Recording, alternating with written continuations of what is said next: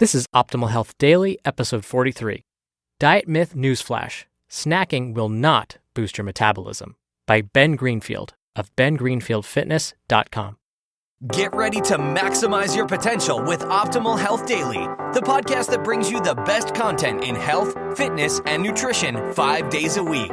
Your optimal life awaits. Now here's your host, Dr. Neil Malik. Hello, fellow fitness and nutrition friend. Welcome to Optimal Health Daily. I'm Dr. Neil Malik, your narrator, all things covering health, fitness, nutrition, you name it. I read to you from many of the most popular blogs out there, with author permission, of course. And if there are any blogs you'd love to hear on the show, definitely suggest them on our site, oldpodcast.com. From there, we'll do the rest. We'll reach out to the authors ourselves and see if we can get permission to read their posts on the show. Now, if you didn't know already, there are two other podcasts where we read you blogs, Optimal Living Daily and Optimal Finance Daily. So if you like the premise of this show, definitely check those out too. You can subscribe to both in the same place you're hearing this show. Just search for Optimal Living Daily and you'll see them. And here's today's inspiring quote for the day. This comes from Gretchen Rubin of the Happiness Project. Think small. Don't assume that only radical change can make a difference. All right, let's get this thing going and start optimizing your life. Diet Myth Newsflash: Snacking will not boost your metabolism, by Ben Greenfield of bengreenfieldfitness.com. Newsflash: You can quit packing 5 snacks when you go to the office. Quote, eat every 1.5 to 3 hours. Quote, be sure to snack frequently to keep your metabolism elevated. Quote, don't skip meals or your body will go into starvation mode. End quote. I'm quite guilty of preaching messages like this as if they were the gospel of fitness and nutrition. As early as 2 years ago, I was telling clients and writing in magazines to, quote, eat small, frequent meals so you keep your metabolism elevated, or, quote, graze like a squirrel so that you burn more calories. But eventually, I realized this wasn't true. It started when another, more informed nutritionist asked me to drag out the research studies that proved that eating more than 3 meals per day would elevate the metabolism. So for 2 weeks, I combed research journals, the National Institutes of Health, library books, and every resource I could get my hands on. And guess what?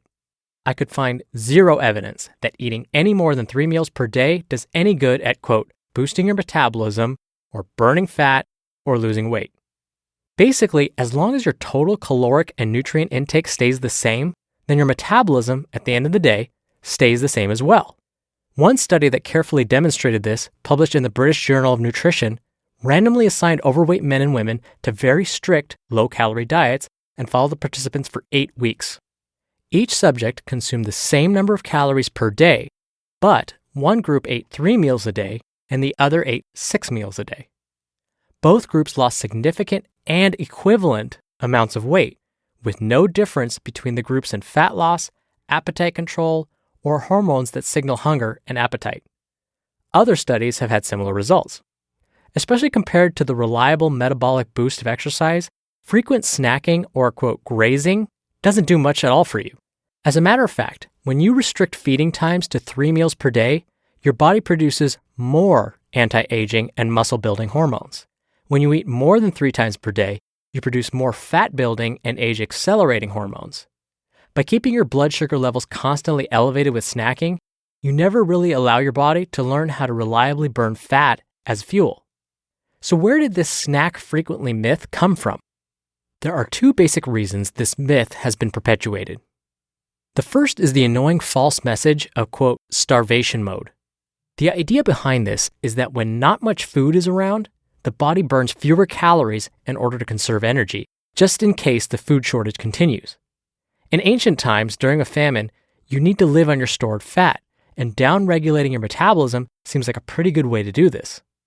This seems to make sense, but it's only partially true. Your body does respond to a long period of very low-calorie intake by slowing your metabolism to conserve energy, but it takes about 3 days of complete fasting or very low-calorie restriction for your body to do something as drastic as down-regulating your metabolism. Last time I checked, we didn't have a serious problem with people who don't snack, going on 3-day fasts, or eating 500 calories a day.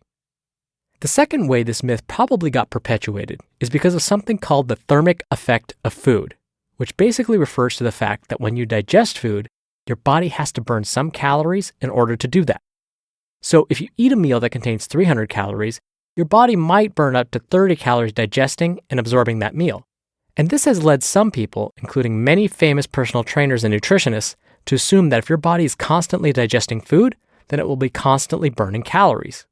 So if you go too long between meals, you shut down that, quote, calorie burning fire that you're supposed to be stoking, end quote. The truth is this. At the end of the day, the thermic effect of food is identical, whether you ate 3 times, 5 times, or 10 times. This is because the thermic effect of food is based on the total quantity of food and not the frequency of food intake. Ultimately, if you're eating fewer than 3 times a day, research has suggested that you may end up eating a less healthy diet or gaining weight. But this is probably because you're ravenous by the time you get to dinner after having fasted for 10 hours since breakfast, and vice versa, and not because anything magical happens to your metabolism when you snack all day. I personally do it like this. Breakfast between 7 and 9. Lunch between 1 and 2. An afternoon snack before my workout. Then dinner between 6 and 8. When I'm in hot and heavy training for something like Ironman, I throw in one additional meal, a snack of whey protein, kokocha, and coconut milk before I go to bed. And that's it. Compared to my old strategy of trying to eat 6 to 10 times per day, this is way easier.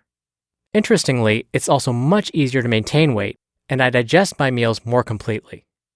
Grazing is for cows, so free up some time, quit trying to, quote, snack every 1.5 to 3 hours, and just eat when you're hungry. You just listened to the post titled, Diet Myth Newsflash, Snacking Will Not Boost Your Metabolism, by Ben Greenfield of bengreenfieldfitness.com. Now, I actually wrote my own post about this topic and read it right here on the podcast way back in episode 5. It was the first Friday that this podcast launched before I was doing my special Q&A episodes. So if you want to hear my take on eating smaller meals versus 3 meals a day, definitely check out episode 5. Ben also mentioned how skipping meals or consuming fewer calories may help prevent aging. Now, I'm actually going to discuss this later on this week, so if you want to know more about that and fasting, definitely come back and listen. And a little reminder, if you like this show, you'll definitely love the other 2 podcasts in our family, Optimal Living Daily and Optimal Finance Daily. And when I say other podcasts in our family, I actually mean that literally. My brother hosts the Optimal Living Daily show, so we're definitely a family here. We'd love it if you would show some support to those shows too. Just simply search for them in the same place you're hearing this podcast. Tomorrow, I'll be back with a post from Steve Pavlina about his trial with fasting. So I'll see you there where your optimal life awaits. Hello, Life Optimizer. This is Justin Malik, creator and producer of this show and Optimal Living Daily, the brother podcast of this one. Literally, I'm Dr. Neil's brother. If you like the format of this show, you'll love Optimal Living Daily too, where I also read to you from blogs, but cover other topics like personal development, finance, and minimalism from bloggers like Derek Sivers, The Minimalists, Zen Habits, and many more. So for more amazing content read to you for free, come subscribe to Optimal Living Daily too, and together we'll optimize your life. You've been listening to Optimal Health Daily. Be sure to hit the subscribe button to stay up to date on each new episode, and head to oldpodcast.com.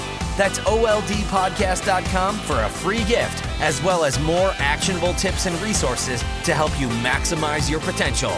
Thanks for joining us, and remember, your optimal life awaits.